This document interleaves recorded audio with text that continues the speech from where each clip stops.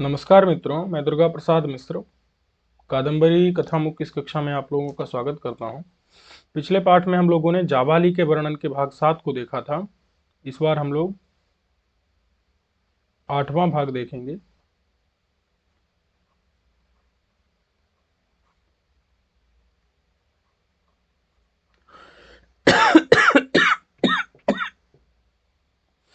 चलिए, तो बता रहे हैं कि एतेच एतेच पवनलोल पुंजीकृत शिखा कलापाः रचितांजलयः इव मंत्रपूतानि हविंसि गृह्णन्ति एतत् प्रीत्या सुसुक्षणयः। ठीक है, तो कह रहे हैं एते एते का मतलब होता है सामने दिखाई दे रहे। एते माने सामने दिख रहे हैं। ये चा माने होता है और, माने और एते माने ये जो सामने दिख रहे हैं ये कौन ये? तो कहते हैं आसुसुक्षणयः। आसुसुक्षणयः का अर्थ है अग्नियां, हवन की अग्नियां, जो कि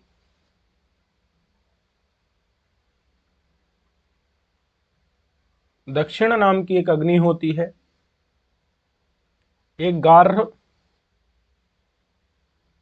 पत्य अग्नि होती है और एक आहवनीय होती है। तीन क्या होती हैं ये?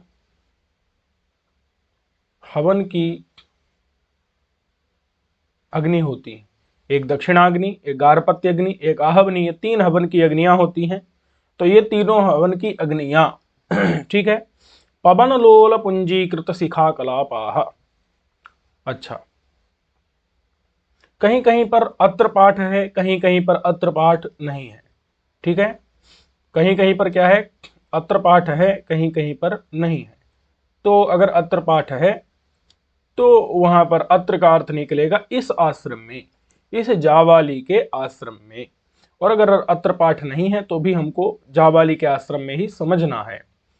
तो एतेच, और ये जो सामने जो आसुसुक्षण यह माने कि दक्षिणाग्नि, गार्हपत्याग्नि, आहवनीय अग्नि, ये जो तीन अग्नियां हैं, ये पवन लोल पुंजीकृत शिखा कलापाः। ये अग्नियां कैसी हैं? तो पवन के कारण, हवा के कारण, पवन मतलब होता है हवा, वायु, हवा से, लोल का मतलब होता है चंचल, हवा से चंचल, चंचल मतलब हिल, इधर उधर हिलडुल रही है। और पुंजीकृत, पुंजीकृत मतलब होता है इकट्ठी,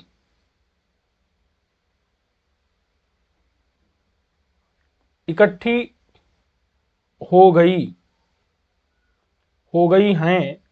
कौन? शिखा कलाप। शिखा मतलब होता है ज्वाला,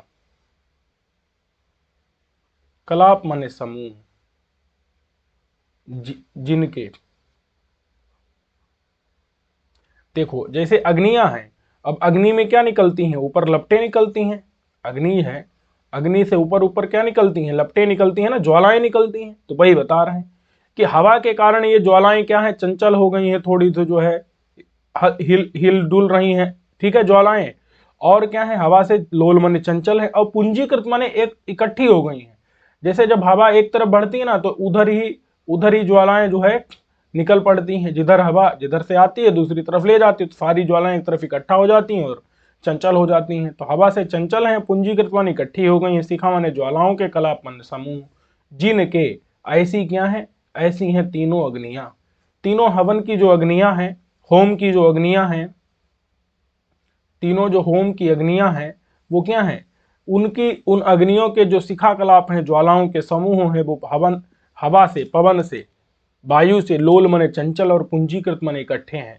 ठीक है, हवा से लोल मने चंचल और पूंजीकृत इकट्ठी हो गई हैं जो शिखाएं ज्वालाएं, उनके कलाप मने समूह।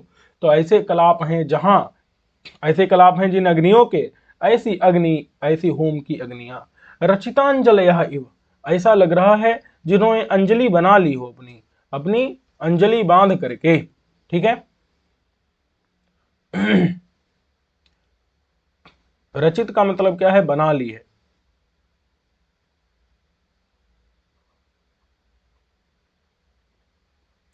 बना ली अंजलि जिन्होंने, ऐसा लग रहा है कि ये तीनों अग्नियों ने, दक्षिणाग्नि, गारहपत्य और आहवनी अग्नियों ने अपनी क्या बना ली है, अंजलि बांध ली है। जैसे जब कोई देता है ना कुछ, तो क्या करते हैं, ऐसे अंजलि बांध लेते हैं। तो ये जो है अंजलि बांधते हैं ना, ऐसे लग रहा है कि अग्नियों ने क्या किया हुआ है, अपनी अंजलि को बांधा हुआ है। ठीक है, वही बता रहे हैं। रचितांजलि मतलब ऊपर की तरफ उठा करके अपने हाथों को जो है जोड़ लिया है आहुति स्वीकार करने के लिए। इब माने मानो, मानो जो अब ऐसा है नहीं, वास्तव में तो हवा के कारण आग की लपटें इधर उधर जो है पुंजीभूत हो गई हैं, इकट्ठी हो गई हैं, और लोल मने चंचल हैं। शिखा कलाप मने लपटों का कलाप यानी समूह, शिखा मने ज्वालाओं का कलाप मने समूह, वो वास्तव में जो है इकट्ठा है और हवा कारण लोल मने चंचल है। लेकिन ऐसा लग रहा है जैसे अग्नि ने वो क्या बना लिया हो, अग्नि ने अपनी अंजलि बांध ली हो, रचित कर ली हो, इब माने मानो। और ये तीनों जो आग हैं, तीनों जो दक्षिणाग्नि, गारहपत्य और आहवनी, ये तीनों अग्नियां क्या कर रही हैं, मंत्र पूतानि हवींसी गृहणंती, मंत्र से जो पूत माने पवित्र, मंत्र से पवित्र की गई। मंत्रपूत का मतलब क्या है, मंत्रों से, वेद मंत्रों से, मंत्रों से जो पूत यानी पवित्र की गई, मंत्रों से पवित्र की गई जो हवींसी माने हवन, बस हवींसी का मतलब है हवन सामग्री,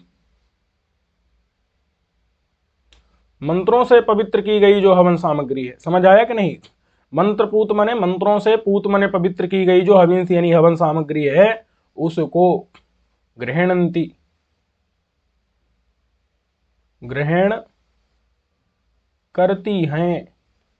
क्यों करती हैं भाई, क्योंकि एतत प्रीत्या, एतत माने इनके, किनके, जावाली के, इनके, प्रीत्या माने स्नेह, इनके स्नेह से, इनके स्नेह से, इनके यानी किसके, इनके माने जावाली के, जावाली के स्नेह से, माने प्रीत्या, एतत् माने जावाली के, प्रीत्या माने स्नेह के कारण, मंत्रपूतानि मंत्र से पवित्र, हवींसी हवन सामग्री को ग्रहणंती ग्रहण करती हैं। कौन, असुसूक्षण, यहां माने कि दक्षिणाग्नि, गारहपत्य और आहवनी है, ये तीनों अग्नियां मानो अंजलि बांध करके जो है ग्रहण कर रही हैं। ठीक है, आसुसूक्षणी किसे कहा जाता है, अग्नि को कहा जाता है, उसी का बहुवचन में बनेगा आसुसूक्षणयः। ठीक है, अब कह रहे हैं कि तरलित दुकूल वल्कलोयम च आश्रम लता कुसुम सुरभि परिमलो मंद मंदचारी सशंक इव अस्य समीपम उपसर्पति गंधवाह। कहते हैं कि तरलित, तरलित का मतलब क्या है, कंपित, मतलब कंपा दिया है जिसने, क्या कर दिया है, कंपा दिया है जिसने, तरलित का मतलब है कंपा दिया। किसकी तरह, दुकूल की तरह, यानी रेशमी वस्त्र की तरह।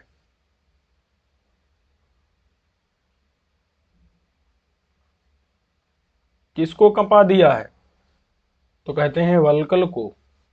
वल्कल मतलब क्या है, जो मुनियों की, मुनियों का जो वस्त्र है वल्कल, जो जो वृक्ष की क्या है, वृक्ष की जो त्वचा है, वल्कल छाल, वृक्ष की जो छाल है, जो वृक्ष की त्वचा है। बात समझ में है कि नहीं, उसको तरलित माने कंपा दिया है, किसकी तरह, दुकूल की तरह, रेशमी वस्त्र की तरह। जैसे कोई रेशमी वस्त्र पहने होता है तो उसको हवा क्या करती है, उस वस्त्र को कंपा देती है, हिला देती है, उसी प्रकार से तरलित कर दिया है, कंपा दिया है दुकूल की तरह, रेशमी वस्त्र की तरह, किसको, वल्कल यानी छाल को, वृक्ष की छाल को कंपा दिया है जिसने, जिसने। ऐसा कौन हुआ, ऐसा हुआ हवा, ऐसा कौन हुआ, ऐसा हुआ वायु, वही बता रहे हैं यहां पर।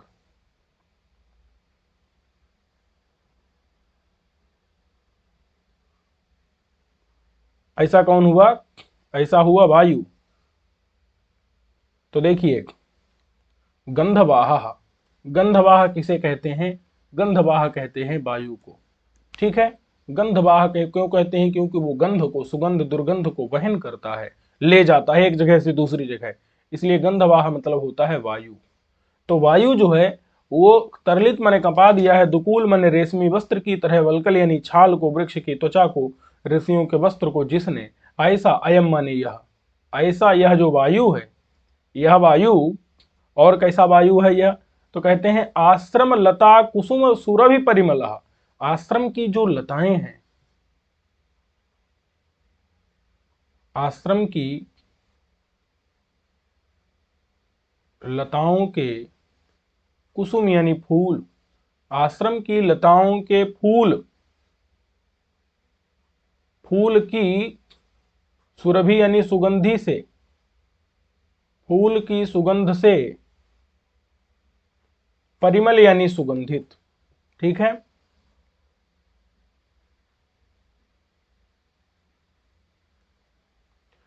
फूलों की, आश्रम की लताओं के फूलों की सुरभि यानी सुगंध से, परिमल माने सुगंधित,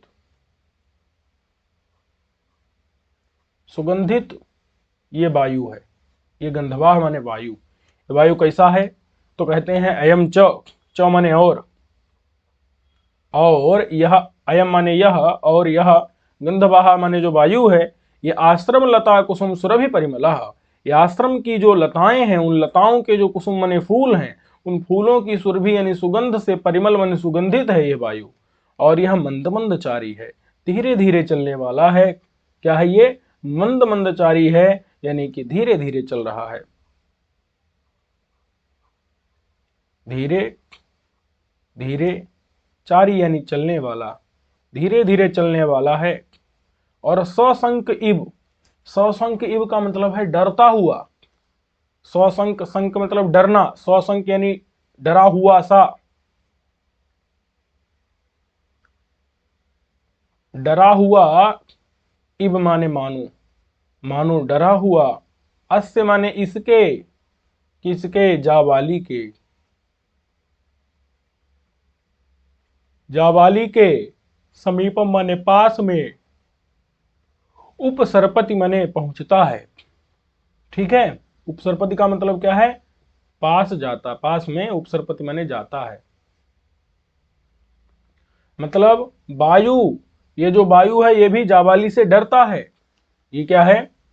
वायु भी जावाली से डरता है, ऐसा ना हो कि कहीं जो है तेजी से पहुंच जाए और उनके बलकल को क्या कर दे, उनके जो है वस्त्र को कंपा दे, डरता है। बात समझ में है कि नहीं? तो इसीलिए धीरे धीरे जाता है। और अन्य ऋषि मुनि जो है उनके बलकल को ये कंपा देता है। तो तरलित्व ने कंपा दिया है दुकूल की तरह बलकल यानी छाल को इसने, लेकिन जावाली के सामने जाने से भी कतराता है, और पहुंचता भी है तो बहुत धीरे धीरे जाता है, उनके बलकल को कहीं ना कंपा दे। तो यह जो आश्रम की लताओं के, यानी आश्रम में जो लताएं हैं, जो उनके कुसुम माने फूल हैं, उन फूलों की सुरभि यानी सुगंध से, परिमल यानी सुगंधित यह गंधवाह माने वायु, यह मंद मंदचारी धीरे धीरे चलने वाला, सशंक डरा हुआ सा, अस्य माने इव माने मानो, अस्य इसके जावाली के समीप पास में, उपसर्पत माने पहुंचता है, जाता है, गंधवाह माने वायु। कहते हैं प्रायः महाभूता नाम अपनी दुरभिभवानि भवन्ति तेजांसि। कहते हैं कि जो प्रायः, प्रायः माने अधिकतर,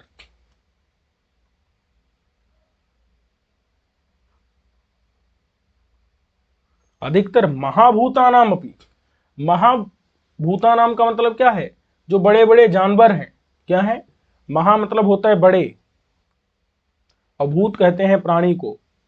तो बड़े प्राणी, बड़े प्राणी कौन है? हाथी आदि, हाथी आदि जो क्या है? बड़े बड़े प्राणी हैं। तो उनका भी,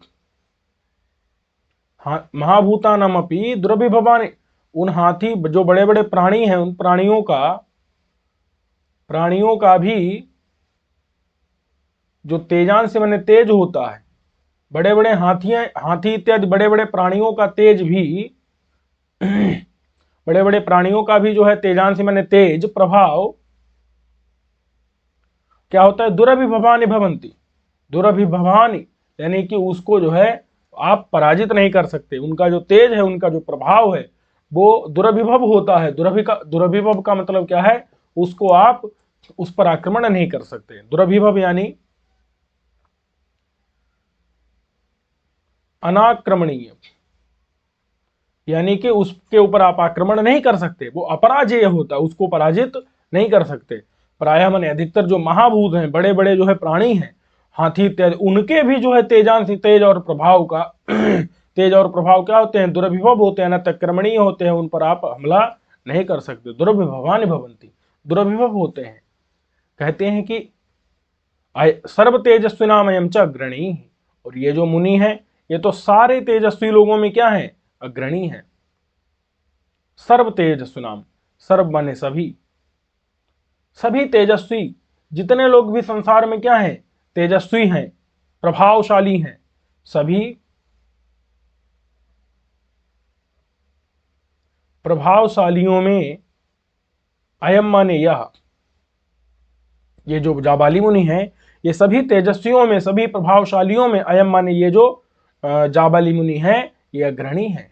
चौमने और ये जाबाली मुनि क्या है? सभी में, सभी तेजस्वी में, सभी प्रकाश वालियों में, प्रकाशशालियों में अग्रणी, यानी कि अग्रणी अर्थात प्रधान है, ये मुख्य है, ये सभी में मुख्य है। सभी तेजस्वियों में जाबाली मुनि क्या है? अग्रणी यानी कि मुख्य है। कहते हैं दुई सूर्यम इव आभाति जगत अनेन अधिष्ठितम महात्मना, जब इन महात्मा के द्वारा, जाबाली के द्वारा इस जगत का आश्रय लिया गया तो ऐसा लगता है कि जगत में एक सूर्य नहीं, दो दो सूर्य हों, ऐसा लगता है। दुई सूर्यम इव, दो सूर्य वाला,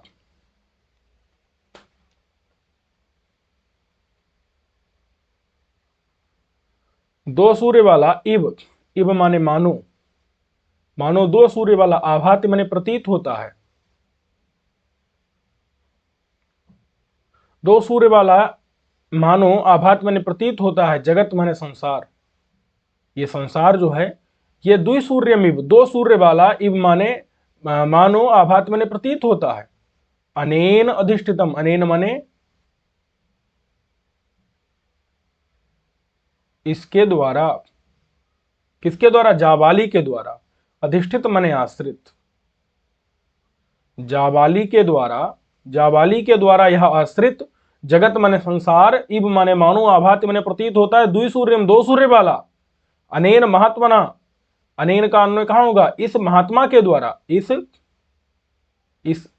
महात्मना मतलब महात्मा के द्वारा, इस महात्मा के द्वारा, अनेन माने इस, महात्मना महात्मा के द्वारा, इस जाबाली मुनि के द्वारा आश्रित, अधिष्ठित माने आश्रित, यह जगत, मतलब कि जिस जगत में जाबाली मुनि रहते हैं ऐसा यह जगत, दो सूर्यम भाभाति, दो सूर्य वाला, इव माने मानो, आभाति प्रतीत होता, ऐसा लगता है इसमें दो सूर्य उगाए हों, एक सूर्य नहीं, दो दो सूर्य हों। निष्कंपेव क्षिति एतद अवष्टंभात, एतद अष्टम, एतद अवष्टंभात,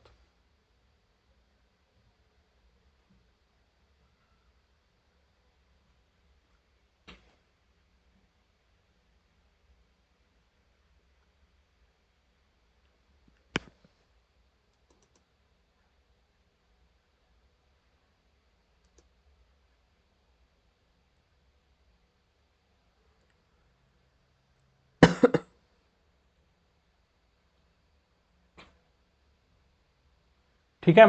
निष्कंपा इव क्षिति एतद अवष्टंभात, कहते हैं कि एतद, एतद मतलब इन जाबाली मुनि के अवष्टंभ से, अवष्टंभ यानी आश्रय से, ये जाबाली मुनि क्या है?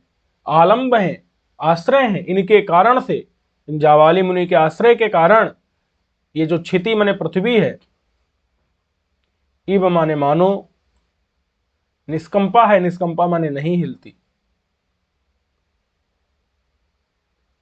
ठीक है। एतद अवष्टंभात माने इन जाबाली मुनि के अवष्टंभ यानी आश्रय के कारण जाबाली मुनि इस पृथ्वी पर हैं, इसीलिए पृथ्वी नहीं हिलती। अगर जाबाली मुनि न रहते तो ये पृथ्वी कहीं की कहीं चली जाती। तो एतद अवष्टंभात, इन जाबाली मुनि के अवष्टंभ यानी आश्रय के कारण जो क्षिति है, क्षिति माने पृथ्वी है, वो इव माने मानो, निष्कंपा नहीं हिलती, उसमें कंपन नहीं होता। कहते हैं ये सब प्रवाह करुणा रस से, ये करुणा रस के प्रवाह हैं। जो करुणा रूपी रस है, करुणा यानी दया। करुणा किसे कहते हैं? करुणा कहते हैं दया को। तो दया ही क्या है? रस है। रस माने पानी है, जल है। दया ही जल है और उस जल के ये क्या है? प्रवाह हैं। बात समझ में है कि नहीं? प्रवाह है। प्रवाह यानी कि स्रोतः, ओघ, एस माने यह। ये जो जावाली मुनि हैं ये ओघ हैं, प्रवाह हैं किसके? दया रूपी जल के, करुणा रूपी रस के। बात समझ में है कि नहीं? क्योंकि हर जगह जो है ये जो है माने करुणा ही करते रहते हैं, दया करते रहते हैं। कोई भी इन पर जो है, कोई भी मिले इनके सामने, कोई भी जो है पशु पक्षी, कोई भी चीज पहुंच जाए तो उसके ऊपर ये क्या करते हैं? बहुत दया करते हैं। तो ये करुणा रूपी रस के, करुणा दया रूपी जल के जो है ये क्या है? प्रवाह है। इनसे ही दया रूपी जल हमेशा बहता ही रहता है। तो एस माने यह। तरण सेतु संसार सिंधु, संसार रूपी सिंधु माने सागर के, ये तरण माने पार करने के लिए, सेतु माने पुल के समान है। संसार सिंधु कहते हैं सागर को, संसार सागर को तरण माने पार करने में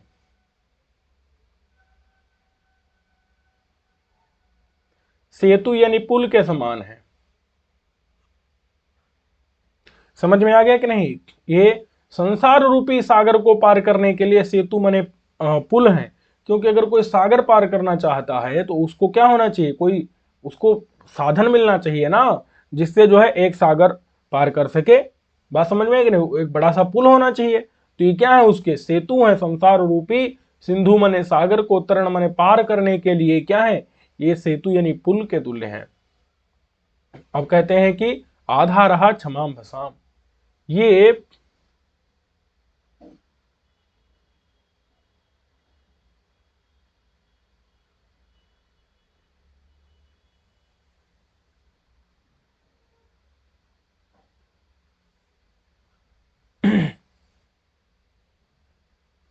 कहते हैं कि क्षमा रूपी अंभस कहते हैं जल, क्षमा रूपी जल के ये आधार हैं। ठीक है?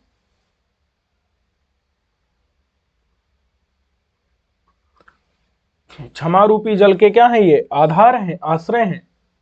बात समझ में आ गई कि नहीं? क्योंकि हर जगह ये क्षमा कर देते हैं। तो क्षमा रूपी अंबस माने जल इनके अंदर भरा ही रहता है। तो ये क्षमा रूपी अंबस माने जल की क्या है? आधार है।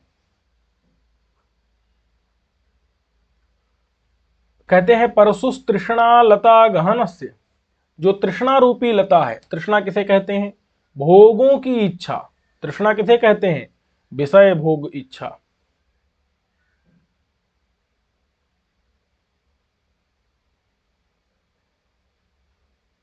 विषयों को भोगने की इच्छा क्या कहलाती है? तृष्णा। और तृष्णा रूपी जो माने भोगों को विषय भोगने की इच्छा, यही क्या है? यही लता है। तृष्णा रूपी जो माने विषय भोग रूपी इच्छा, वो इच्छा ही क्या है? लता है। ठीक है? उस और वो भी हाँ, वो लता और ऐसी लताओं का गहन माने जंगल, उस जंगल को काटने के लिए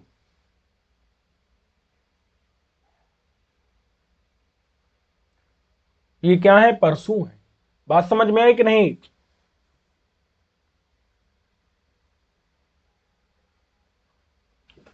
तो तृष्णा माने विषयों को भोगने की इच्छा, वही क्या है? लता है। और वही गहन लता है, माने उस लताओं का पूरा गहन माने जंगल है। और उस जंगल को काटने के लिए ये क्या है? परशु रूप है। ठीक है? यानी कि अगर किसी को माने विषय भोग की इच्छा उत्पन्न हो और जावाली मुनि से मिलकर के वो नष्ट हो जाती है इच्छा, क्योंकि विषय भोग की इच्छा यह तृष्णा है। और इस तृष्णा रूपी जो लता है, इस लता का जो गहन गहन यानी कि जंगल है, उस जंगल को पूरे को काटने के लिए वो क्या है? परशु यानी कुल्हाड़ी रूप है। जंगल को काट देंगे तो तृष्णा दूर हो जाएगी। बात समझ में आ गई कि नहीं?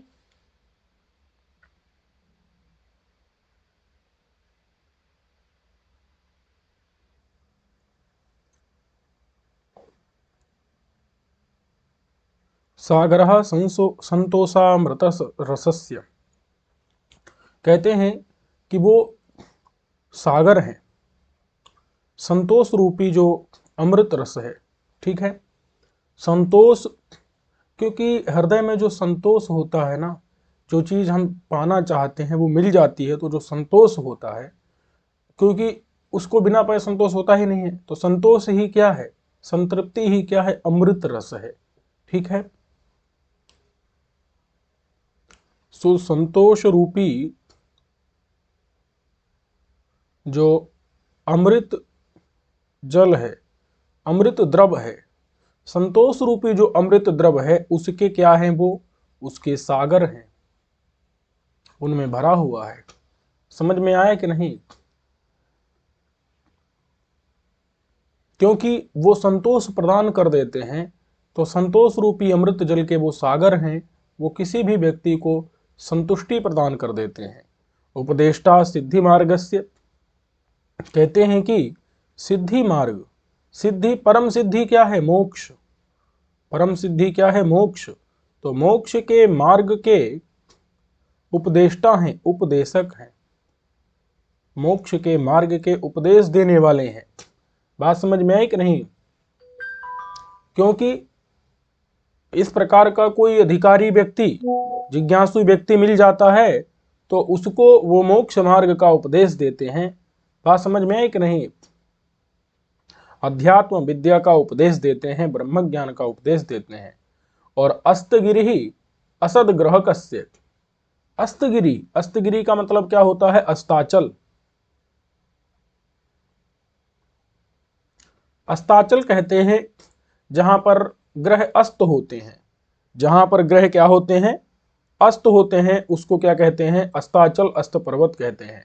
तो जो असद ग्रह हैं, असद ग्रह का मतलब क्या होता है, असद ग्रह, असद ग्रह मतलब जो दुष्ट ग्रह हैं,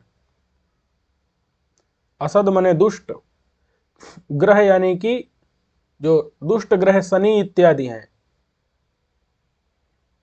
तो उनके, असद ग्रहों के, दुष्ट जो शनि इत्यादि ग्रह, ऐसे ग्रहों माने ग्रहों के, ऐसे ग्रहों के क्या हैं, वो अस्तगिरि, अस्ताचल हैं। बात समझ में आई कि नहीं? क्योंकि जाबाली मुनि को प्राप्त करके, जाबाली मुनि को प्राप्त करके कोई भी ग्रह गलत फल देता ही नहीं, सभी ग्रह अच्छे हो जाते हैं। बात समझ में आई कि नहीं? तो इसलिए असद माने दुष्ट जो ग्रह हैं, शनि इत्यादि, उन ग्रहों के क्या हैं, ये अस्ताचल हैं। कोई भी जाबाली मुनि को प्राप्त कर लेता है तो उसकी ग्रह बदल जाते हैं, ग्रह बदल जाते हैं माने उसके जितने भी दुष्ट ग्रह हैं वो भी अच्छा फल देने लगते हैं। समझ में आया कि नहीं? अब कहते हैं मूलम उपशम तरो, उपशम, उपशम कहते हैं शांति, तो शांति रूपी वृक्ष के, शांति रूपी वृक्ष की वो मूल यानी जड़ है, शांति रूपी वृक्ष की क्या है, जड़ है। समझ में आया कि नहीं? क्योंकि लोगों को उपदेश देते हैं तो लोगों को शांति मिलती है, तो शांति रूपी तरु यानी वृक्ष की वो मूल है, जड़ है, उन्हीं से शांति रूपी वृक्ष पैदा होता है। उपदेश देते हैं तो लोगों में शांति आती है।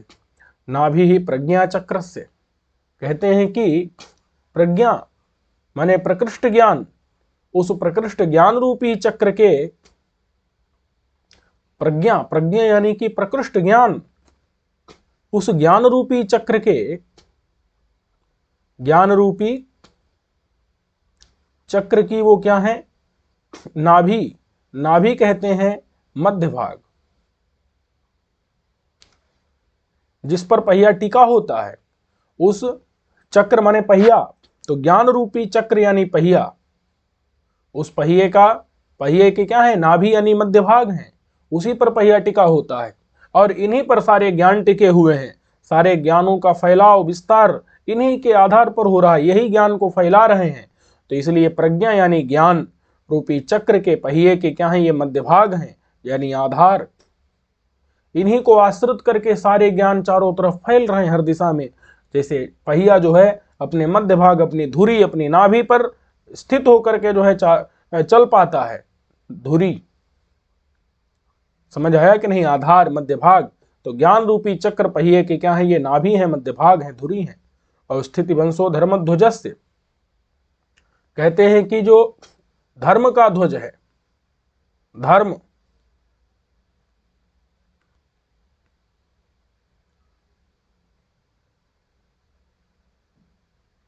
मोक्ष उन्नति देने वाला, जो मोक्ष दे उन्नति दे उसे धर्म कहते हैं। और ऐसे धर्म का जो ध्वज है, पताका है, झंडा है, तो धर्म का जो पताका, झंडा, ध्वज है, धर्म किसे कहते हैं, जो मोक्ष दे उन्नति दे उसको कहते हैं धर्म, उन्नति को देने वाला। तो उसका जो पताका, उसका जो झंडा है, ध्वज है, उस ध्वज के क्या है, ये उस ध्वज के ये स्थिति वंश हैं। ठीक है, कहीं कहीं पर प्रासादा पाठ है, कहीं कहीं स्थिति वंशा पाठ है। तो अगर प्रासाद पाठ है तो इसका मतलब क्या है, उसके झंडे के क्या है, ये भवन है, क्योंकि भवन के ऊपर झंडा लगा रहता है। और स्थिति वंशा का मतलब है स्थिति के लिए बांस, क्योंकि एक वंश मतलब क्या होता है, बांस में झंडा बांधते हैं ना। तो स्थिति माने टिकने के लिए, टिकने के लिए जो वंश माने बांस होता है, टिकने के लिए जो बांस होता है वो बांस के रूप में ये है। मतलब धर्म रूपी ध्वजा, पताका, झंडा फहरेगा कहां पर, तो टिकाने के लिए एक बांस चाहिए ना, जिसमें बांध करके झंडा फहराते हैं।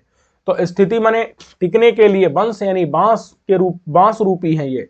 समझ में आया कि नहीं। अथवा यहां अगर प्रासाद लिखा हुआ है तो माने महल, भवन, क्योंकि ध्वजा कहां, या तो बांस में टिका दो या तो ऊपर जो है भवन के ऊपर उसको बांध दो झंडे को।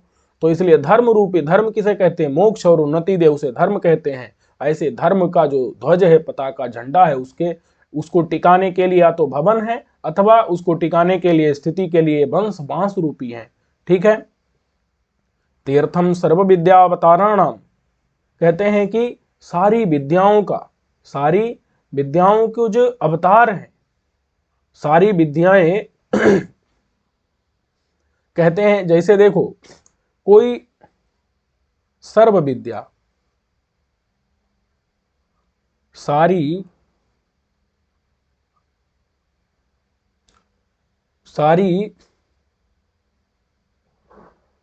विद्याओं के अवतार कहते हैं घाट को। सारी विद्याओं के क्या है, ये घाट हैं। सारी विद्याओं के जो, अथवा ऐसा अर्थ करते हैं, सारी विद्याओं के अवतार माने प्रवेश, सारी विद्याओं के प्रवेश के ये तीर्थ हैं। तीर्थ माने घाट।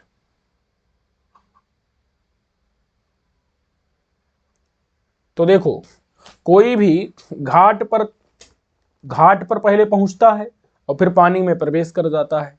कोई भी अगर प्रवेश जल में करना चाहता है तो उसको पहले घाट पर जाना पड़ेगा, बिना घाट के प्रवेश करेगा डूब सकता है। तो यह प्रवेश नहीं भी हो सकता है, दलदल में फंस सकता है, लेकिन घाट पर पानी में प्रवेश कर सकता है। तो अवतार कहते हैं प्रवेश को, उस प्रवेश के लिए तीर्थ हैं, घाट हैं। सर्व विद्या माने सारी विद्याओं के, सर्व विद्या माने सारी विद्याओं में, सारी विद्याओं के अथवा सारी विद्याओं में प्रवेश के लिए, ये प्रवेश करने के लिए क्या है, तीर्थ हैं, घाट हैं। जैसे आदमी जल में प्रवेश करता है घाट का आश्रय लेकर के, वैसे इनका आश्रय लेकर के, इनके आश्रित होकर के सारी विद्याओं में कोई भी व्यक्ति प्रवेश पा सकता है। बात समझ में आई कि नहीं।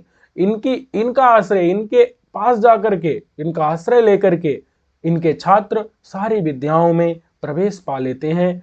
वैसे ही जैसे कोई घाट पर उतर करके, अब माने घाट पर पहुंच करके जो जल में अवतार माने प्रवेश पा लेता है, तो सारी विद्याओं में अवतार यानी प्रवेश के लिए तीर्थ स्वरूप हैं, घाट के रूप में, घाट हैं, घाट रूपी हैं। अब कहते हैं कि बडवानलो लोभार्णवस्य, लोभ रूपी जो अर्णव है, अर्णव कहते हैं सागर को। बात समझ में है कि नहीं? लोभ, लोभ क्या होता है? लोभ यानी लालच। धन प्राप्ति हो रही है, फिर भी और अधिक धन का जो है अभिलाषा करना, यही क्या है? बात समझ में है कि नहीं? माने धन की प्राप्ति बहुत प्रकार से हो रही है, फिर भी धन की अभिलाषा बढ़ती ही जा रही है, इसी को लोभ या लालच कहते हैं। तो लालच रूपी समुद्र के ये क्या है? बडवानल है। बडवानल मतलब क्या है? बडवानल यानी कि सागर की आग।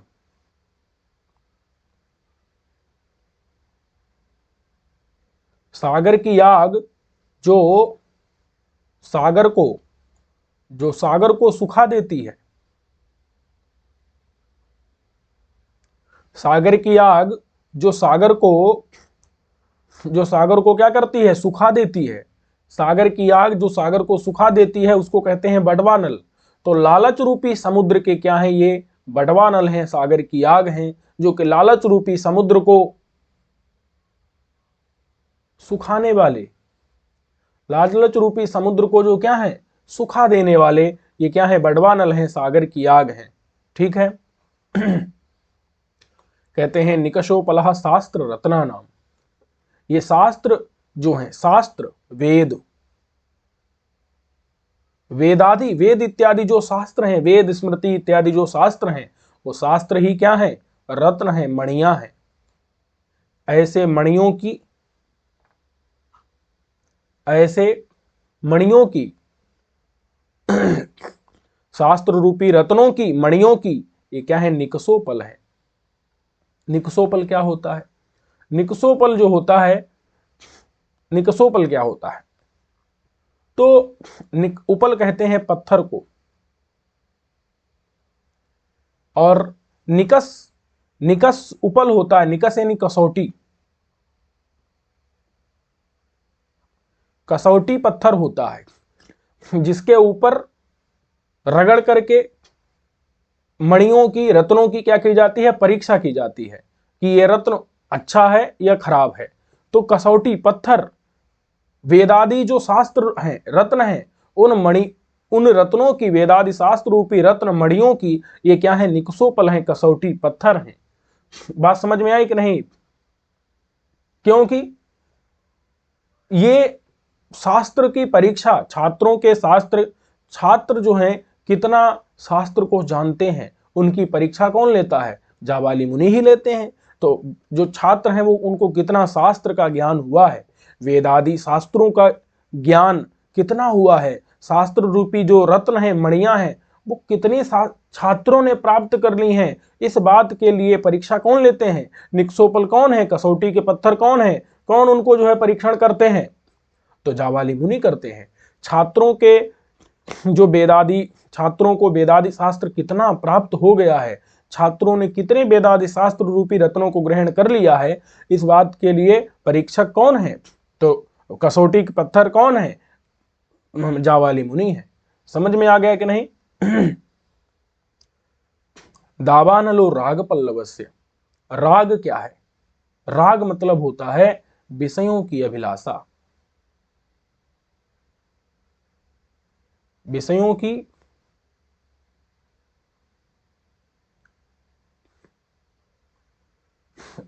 की अभिलाषा, विषयों की इच्छा, विषय भोग की इच्छा, यही क्या है? यही राग है। और राग ही क्या है? राग रूपी जो पल्लव यानी पत्ता, राग रूपी पत्ते के ये दावानल है। दावानल कहते हैं जंगल की आग, जंगल की आग जो जंगल को जला देती है। तो जंगल को जो जला देती है, तो वो पत्ते को जला सकती है कि नहीं? जरूर जला सकती है। पल्लव यानी पत्ता, तो तो पत्ते को तो जंगल की आग दावानल जरूर जला देगी, पूरे जंगल को राख कर देती है, तो पत्ता क्या है उसके सामने? एक पत्ता क्या चीज है? तो कहते हैं राग यानी विषयों की अभिलाषा रूपी जो पल्लव यानी पत्ते, उन पत्तों के लिए दावानल है, जंगल की आग है, पूरा जंगल का जंगल राख जो है जब दावानल जंगल को जला देता है। तो ऐसे ये जो जाबाली मुनि है, ये विषय को, विषयों की अभिलाषाएं जो हैं लोगों के अंदर, जो उनके पास पहुंचता है, उसको वो इस प्रकार का उपदेश देते हैं कि उसको किसी प्रकार का जो है किसी भी विषय के प्रति रूप रसगंध स्पर्श इत्यादि विषयों के प्रति उसकी अभिलाषा खत्म हो जाती है।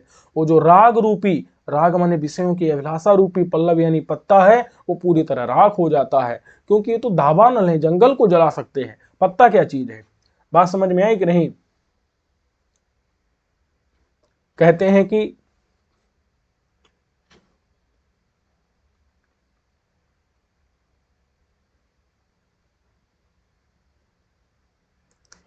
मंत्रः क्रोधभुजंगस्य,